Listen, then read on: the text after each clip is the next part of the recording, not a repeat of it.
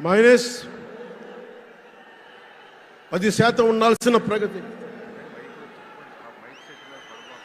దయచేసి మీరు అందరూ మైక్ సెట్ మీద పడకుండా దూరంగా వెళ్ళండి. అందరూ దయచేసి మీ ఉత్సాహం దేశం రాష్ట్రం వైపు చూపించండి, దేశం వైపు చూపించండి. మైక్ సెట్ మీద పడితే మనకి మాట్లాడటానికి ప్రధానమంత్రి గారు విలువైన మెసేజ్ ఇస్తారు.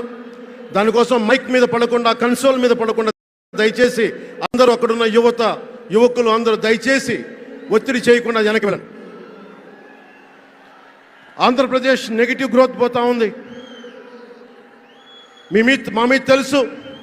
వైజాగ్లో ఇన్సిడెంట్లు కానీ ప్రతిపక్ష నాయకుల మీద ఎలాంటి దాడులు చేశారో, బీజేపీ కార్యకర్తల్ని పొట్టల్లో కత్తులు గుచ్చి పేగులు బయటికి తీశారు వైసీపీ నాయకులు. వైఎస్ వివేకానంద రెడ్డి గారిని మర్డర్ చేయించిన ప్రభుత్వం ఇది. సిబిఎన్ గారిని ఇబ్బంది పెట్టిన ప్రభుత్వం అరెస్ట్ చేసి నన్ను స్వయాన అనేక పర్యాయాలు అడ్డుకున్న ప్రభుత్వం ఇది. ఈ ప్రభుత్వం పోవాలి. ఈ ప్రభుత్వం పోవాలంటే ఒకటే, డబ్బులు పెరిగిపోయిన జగన్కి ఎవరు అడ్డు ఆపు లేరు, నేను ఏదైనా చేయగలను అనుకుంటున్నాడు. రావణాసురుడు కూడా ఒకటే అనుకున్నాడు, నా చుట్టూ బంగారంతో కట్టిన లంక ఉంది, వజ్రాలతో వైడూర్యాలతో ఉన్న పుష్పక విమానం ఉంది, ధీరులు సూరులు మంది మార్బలం ఉన్నారు అనుకున్నాడు. నన్నేం చేయగలడు అనుకున్నాడు. నార చీర కట్టుకొని నేల మీద నిలబడి శ్రీరాముడు బాణంతో చంపేశాడు. రాష్ట్రాన్ని రావణ కాష్టం చేసిన అయోధ్యకే రాముణ్ణి తీసుకొచ్చిన శ్రీ మోదీ గారు ఇక్కడ ఉంటే, రాష్ట్రాన్ని రావణ కాష్టం చేసిన చిటికిని వేలంత రావణాసురుణ్ణి తీసేయడం అంత కష్టమా? నేను తాడేపల్లిగూడెం సభలోనే చెప్పాను, ఇక్కడ నుండి నేను దేవదత్తం పూరిస్తున్నానని.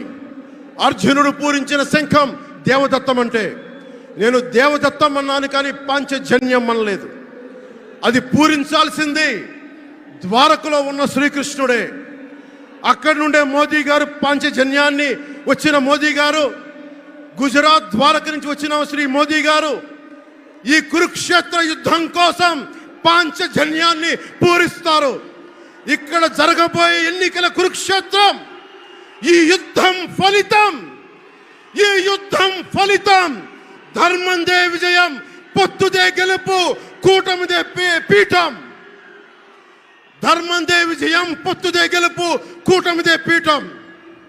జై హింద్.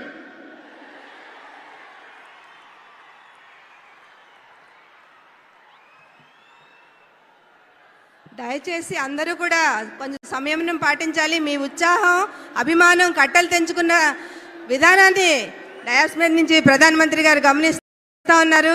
కాబట్టి మీరు మైకుకు కొంచెం దూరంగా ఉన్నట్టయితే మనం ప్రధానమంత్రి గారి విలువైన సందేశాన్ని వినగలుగుతాము. దయచేసి అందరూ కూడా సంయమనం పాటించాలని కోరుకుంటా ఉన్నాను.